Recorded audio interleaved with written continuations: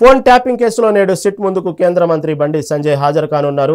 2023 ఎన్నికల సమయంలో ఎక్కువ సార్లు బండి సంజయ్ ఫోన్ ట్యాప్ అయినట్లు గుర్తించారు అధికారులు. ఇప్పటికే ఆధారాలు కూడా సేకరించారు నిఘా వర్గాలు. దీని మీద మరింత సమాచారం మా రిపోర్టర్ హారిక లైవ్ ద్వారా అందిస్తారు. హారిక, చెప్పండి, సిట్ విచారణకు బండి సంజయ్ హాజరవుతున్నట్లు వార్తలు వస్తా ఉన్నాయి.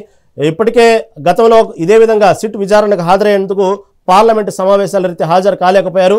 ఇప్పుడు హాజరవుతున్నారు. దీని మీద తాజా అప్డేట్ ఏంటి? ఫోన్ ట్యాపింగ్ వ్యవహారం తెలంగాణలో రోజు రోజుకు ఈ కేసు గురించి విచారణ కావచ్చు, ఇటు టాపిక్ కావచ్చు, ఎక్కువ హీట్ లేపుతుంది అనుకోవాలి. ఎందుకంటే ఒక పక్క ఈ ఫోన్ ట్యాపింగ్ వ్యవహారం, ఇంకో పక్క వనకచర్ల ప్రాజెక్టు, ఇంకో పక్క ఇలా కాళేశ్వరం ప్రాజెక్టు, ఇవి తెలంగాణలో మాత్రమే నడుస్తున్న స్కామ్స్ అనుకోవచ్చు. ఈ రకమైన అంటే బీఆర్ఎస్ ప్రభుత్వం మీద ఎలాగైనా ఇలాంటివి కక్ష సాధింపులు చెయ్యాలి అని చెప్పేసి ఇలాంటివి చేస్తున్నారు అని చెప్పి ఆల్రెడీ ఇప్పటికీ విమర్శలు వస్తూనే ఉన్నాయి కాంగ్రెస్ ప్రభుత్వం మీద. అయినప్పటికీ కాంగ్రెస్ మాత్రం ఈ ఫోన్ ట్యాపింగ్ వ్యవహారాన్ని అస్సలు వదలడం లేదు. అయితే ఇప్పుడు ఈ రోజు బండి సంజయ్ వాగ్మూలం తీసుకోవడానికి సిట్ రెడీ అయ్యింది అయితే తెలుస్తుంది. అయితే సిట్ కి వాగ్మూలం ఇవ్వడానికి ఆయన రెడీగా ఉన్నట్టు బండి సంజయ్ ఆల్రెడీ తెలిపారు. అయితే నెల క్రితమే దీనికి సంబంధించిన నోటీసులు వచ్చినప్పటికీ అప్పుడు ఆపరేషన్ సింధూర్ ఉండడం వల్ల, అలాగే నేను హోంమంత్రిగా నేను అక్కడ చేయాల్సిన పనులు చాలా ఉండడం వల్ల నేను ఢిల్లీకి వెళ్లాల్సి వచ్చింది. సిట్కి అది చెప్పాను. అందువల్ల ఈ రోజు రావాలి అని చెప్పేసి నాకు నిర్దేశించారు. అదే విధంగా నేను ఇవాళ వెళ్తున్నాను అని చెప్పి మీడియాతో మాట్లాడుతూ ఆయన బండి సంజయ్ చెప్పిన మాటల్లో కొన్ని మాట్లాడుకుంటే మాత్రం అందులో నేను నా ఫోన్ ట్యాప్ అవుతుంది, అది కూడా అంటే ఈ రాష్ట్రంలో అత్యధికంగా ఫోన్ ట్యాప్ అయ్యింది నాదే అని చెప్పేసి ఆయన అన్నారు. అంటే ముఖ్యంగా నాదే కాకుండా ఇంకా నా ఫ్యామిలీ మెంబర్స్ కూడా చేశారు అప్పటి ప్రభుత్వం. సో మరి ఆయన మనకు తెలుసు, ఆల్రెడీ రాష్ట్ర అధ్యక్షుడిగా పనిచేశారు, అలాగే ఎంపీగా ఉన్నారు, అలాగే ఇప్పుడు హోంశాఖ మంత్రిగా ఉన్నారు. అయితే దీనికి సంబంధించి ఇప్పుడు ఆయనని ఖచ్చితంగా విచారించాలి అని చెప్పేసి అధికారులు నిర్ణయించుకున్నారు. సో దీనికి సంబంధించే ఇవన్నీ జరుగుతున్నాయి. అయితే ఈ రోజు ఖైరతాబాద్ హనుమాన్ టెంపుల్ లో పూజలు నిర్వహించుకున్న అనంతరం ఇప్పుడు ఎక్కడైతే ఈ దిల్కుష్ మహల్ ఉందో, అంటే గెస్ట్ హౌస్ ఉందో, అక్కడికి వెళ్ళి అక్కడ ఆయన మొత్తం వాగ్మూలం ఇవ్వడానికి సిద్ధమయ్యారని చెప్పుకోవాలి. అయితే ఆయనతో పాటు ఆయన సన్నిహితులవి కూడా ఫోన్ ట్యాప్ అయ్యింది అని చెప్పేసి ఒక ఇద్దరు ముగ్గురు సన్నిహితుల్ని కూడా ఆయన వెంట తీసుకెళ్తున్నారు. సో వాళ్ళ వాగ్మూలం కూడా సిట్ అధికారులు తీసుకొని ఉన్నారు. అయితే దీనికి సంబంధించి అందులో ముఖ్యంగా ఆయన ప్రెస్ తో మాట్లాడుతూ ఇంకో విషయం ఏమన్నారంటే, ఇది ఒక టైం పాస్ చర్యగానే పరిగణించాలి. ఎందుకంటే ఈ సిట్ కావచ్చు, అటు ప్రభుత్వం కావచ్చు, నాకు ఈ రెండిటి మీద అసలు ఎలాంటి నమ్మకం లేదు. ఎందుకంటే ఇప్పుడు ప్రభుత్వం వచ్చి 2 సంవత్సరాలు అయిపోతుంది, అయినా కూడా ఫోన్ ట్యాపింగ్ వ్యవహారాన్ని లాగుతున్నారు, ల్యాగ్ చేస్తున్నారే తప్ప ఖచ్చితంగా అంటే అటు కేటీఆర్ మీద కావచ్చు, కేసీఆర్ మీద కావచ్చు ఎలాంటి కేసులు నమోదు చేయలేదు. కేవలం ఇది ఒక టైం పాస్, అటు కాంగ్రెస్ కి ఇటు బీఆర్ఎస్ కి ఒక టైం పాస్ చర్యగానే మనం చూడాలా అని చెప్పేసి అని అన్నారు. అయితే అది ఒక రకంగా మనం చూడాలి అంటే వాస్తవంగానే పరిగణించాలి. ఎందుకు అని అంటే ఇప్పటికీ ఇన్నిసార్లు అటు ప్రణీత్ రావు కావచ్చు, ప్రభాకర్ రావు కావచ్చు, వీళ్ళందరూ అంటే దానికి సంబంధించిన ఆధారాలు కాల్ చేశారు అని నిర్ధారించినప్పుడు వాళ్ళపైన కేసులు నమోదు అవ్వలేదు. వాళ్ళని విచారణ పేరుతోని అటు ఇటు తిప్పుతూనే ఉన్నారు. ఇటు కేసీఆర్ కేటీఆర్ల మీద ఆరోపణలు చేస్తూనే ఉన్నారు, కానీ మరి వాళ్ళ మీద ఎలాంటి కేసులు నమోదవ్వలేదు. మరి ఎందుకు ఇలాంటివి టైం పాస్ చేస్తున్నారు, లేకపోతే డైవర్షన్ పాలిటిక్స్ అంటే ఖచ్చితంగా వేస్తానే చెప్పాలి. ఎందుకు అని అంటే ఇప్పటికీ మనం చూస్తూనే ఉన్నాము, ఫోన్ ట్యాపింగ్ కావచ్చు, ఇటు బనకచర్ల కావచ్చు, ఇప్పుడు అది కాళేశ్వరం కావచ్చు, ఇలాంటివి ఎన్నో ఇప్పుడు ఈ కార్ రేసింగ్ కి సంబంధించిన 1000 కోట్లు స్కామ్ అయ్యింది అని అన్నారు. అంటే ఇవన్నీ పరిగణలోకి తీసుకుంటే మాత్రం ఖచ్చితంగా ఇది డైవర్షన్ పాలిటిక్స్. కానీ ఇవాళ బండి సంజయ్ సంబంధించి కొన్ని ఆధారాలతో పాటు ఇప్పుడు సిట్ కి ఆయన వాగ్మూలం ఇవ్వబోతున్నారు, ఆయన అనుచరులతో పాటు. అంటే దాదాపు ఇది ఇప్పుడు 12 o'clock స్టార్ట్ అయ్యింది. మరి చూడాలి బయటకు వచ్చిన తర్వాత మరి ఎలాంటి డీటెయిల్స్ ఆయన చెప్తారు అనేది. ఎందుకంటే ఆల్రెడీ నిన్న అన్ని సమకూర్చుకున్నారు, మరి సిట్ కి ఎలాంటి వాగ్మూలం ఇవ్వాలి, ఎందుకంటే నా ఫోన్ ఎక్కువ సార్లు ట్యాప్ అయ్యింది, పైగా నా ఫ్యామిలీ మెంబర్స్ కాకుండా నా సన్నిహితుల్ని కూడా ఫోన్ ట్యాప్ చేశారు అని చెప్పేసి ఆయనే చెప్తున్నారు.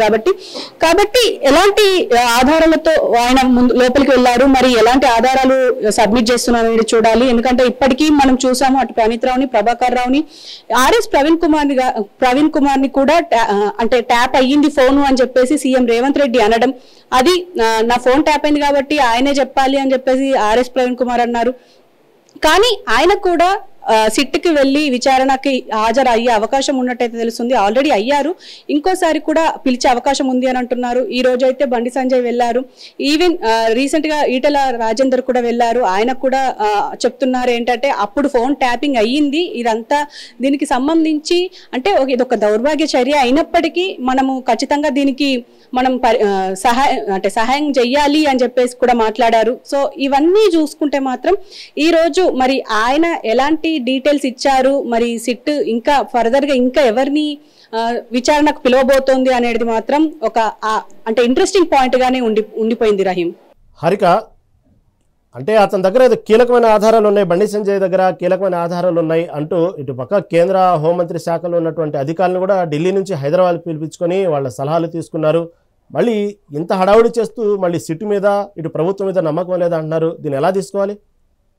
ఖచ్చితంగా అంటే ఇప్పుడు అంటే తెలంగాణలో ఉన్న ప్రతి ఒక్క పౌరుడికి ఉన్న ఆలోచననే ఇప్పుడు బండి సంజయ్కి ఉంది అనుకోవాలి. ఒక రకంగా నిజం మాట్లాడారు అని కూడా చాలా మంది అంటున్నారు. ఎందుకు అని అంటే ఇప్పటికీ ఫోన్ ట్యాపింగ్ వ్యవహారం తీసుకొచ్చి దాదాపు 2 సంవత్సరాలు గడుస్తుంది. అంటే కాంగ్రెస్ ప్రభుత్వంలోకి వచ్చినప్పటి నుంచి వెళ్ళి ఈ విషయం మీద డిస్కషన్ నడుస్తూనే ఉంది. సిట్ విచారణ అంటున్నారు, పోలీస్ విచారణ అంటున్నారు, వాళ్ళపైన సోదాలు వీళ్ళపైన సోదాలు అంటున్నారు తప్ప ఈ కేసు ముందుకెళ్లడం లేదు. దానివల్ల ఇప్పుడు బండి సంజయ్ కూడా ఆ పాయింట్ ని క్యాచ్ చేసి అదే విషయం మరి మీడియాతో అన్నట్టు అయితే తెలుస్తుంది. ఎందుకంటే నాకు పోలీసు వ్యవస్థ మీద కావచ్చు, ఇటు సిట్ పోలీసుల మీద కావచ్చు, ప్రభుత్వం మీద కావచ్చు, ఒక రకంగా సీఎం రేవంత్ రెడ్డి మీదనే నాకు నమ్మకం లేదు అన్నట్టుగా అయితే మాట్లాడారు.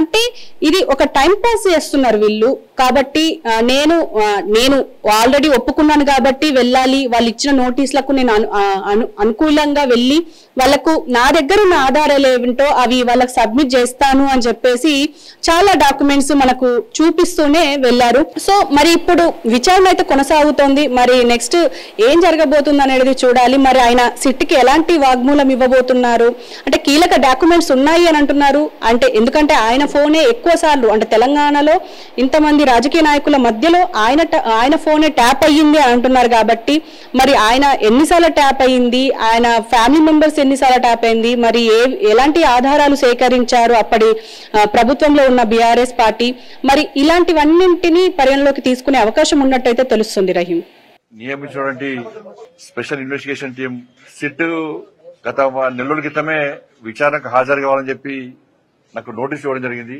వాస్తవానికి గత వారమే హాజరు కావాల్సి ఉండే, కానీ పార్లమెంట్ లో ఆపరేషన్ సింధూర్ పై చర్చ ఉన్న సందర్భంగా పార్టీ యొక్క ఆదేశాల మేరకు ఆ రోజు పార్లమెంట్ లో తప్పకుండా పాల్గొనాల్సి ఉండే కాబట్టి సిట్ అధికారులకు సమాచారం ఇచ్చి రాలేకపోతాను సమాచారం ఇచ్చిన తర్వాత వల్ల తిరిగి ఈ రోజు రావాలని చెప్పి సిట్ అధికారులు నోటీస్ ఇచ్చిన తర్వాత ఇలా సిట్ విచారణకు వెళ్తున్నా. నా దగ్గర ఉన్నటువంటి సమాచారం, నా దగ్గర ఉన్నటువంటి రికార్డ్స్, కాన్ఫిడెన్షియల్ రిపోర్ట్ అంతా కూడా సిట్కి ఇవ్వబోతున్నాను. ఒక కేంద్ర మంత్రి కాకుండా ఒక బాధ్యతాయుతమైనటువంటి ఒక పౌరునిగా నా దగ్గర పూర్తి సమాచారాన్ని సిట్కు అందజేసే ప్రయత్నం చేస్తున్నా. ఎందుకంటే తెలంగాణ రాష్ట్రంలో అందరికంటే ఎక్కువ అత్యధికంగా నా ఫోన్ కాల్సే ట్యాప్ చేయబడ్డాయి. అసలు మొట్టమొదటి ఫోన్ ట్యాపింగ్ విషయంలో ఫోన్ ట్యాపింగ్ బయటపెట్టింది కూడా నేనే. అందరి నా ఫోన్లు, మా కుటుంబ సభ్యుల ఫోన్లు, మా సిబ్బంది ఫోన్లు, మా ఇంట్లో పనిచేసే వర్కర్ల ఫోన్లు, మా పార్టీ నాయకుల ఫోన్లు, మా పార్టీ కార్యకర్తల ఫోన్లు కూడా ఇలా కేసీఆర్ గారి ప్రభుత్వం ఇలా అన్ని కూడా ఫోన్ ట్యాప్ చేయబడ్డాయి. కాబట్టి ఈ విషయంలో ఇప్పటి కూడా ఈ కాంగ్రెస్ పార్టీ ప్రభుత్వం మీద నమ్మకం లేదు, సిట్ మీద నమ్మకం లేదు. సిట్ అధికారులు పోలీసుల మీద తప్పుపడతలేము, అధికారులు మంచోళ్లే, కానీ వాళ్ళను స్వేచ్ఛగా అధిక విచారణ చేసేటువంటి అవకాశం కాంగ్రెస్ పార్టీ ప్రభుత్వం, రేవంత్ రెడ్డి ప్రభుత్వం ఇస్తలేదు. ఇదంతా కూడా టైం పాస్ కోసమే. సంవత్సరాలు విచారణ పెట్టడం కాలయాపన చేస్తున్నది.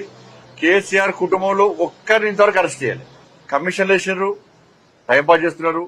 కమిషన్ రిపోర్ట్లు వచ్చినా చర్యలు తీసుకునే పరిస్థితి లేదు. కాబట్టి బీఆర్ఎస్ కాంగ్రెస్ ఇద్దరి మధ్య దోస్తానా, వాళ్ళిద్దరు కలిసి ఈ డ్రామాలు ఆడుతున్నారు. కాబట్టి దీని మీద నమ్మకం లేదు. అందుకే సిబిఐ విచారణ జరపాలని చెప్పి మేము డిమాండ్ చేస్తున్నాం. మిగతా అన్ని విషయాలు కూడా ఆ విచారణ అనంతరం మీకు వచ్చే అన్ని విషయాలు బయట చెప్తాను.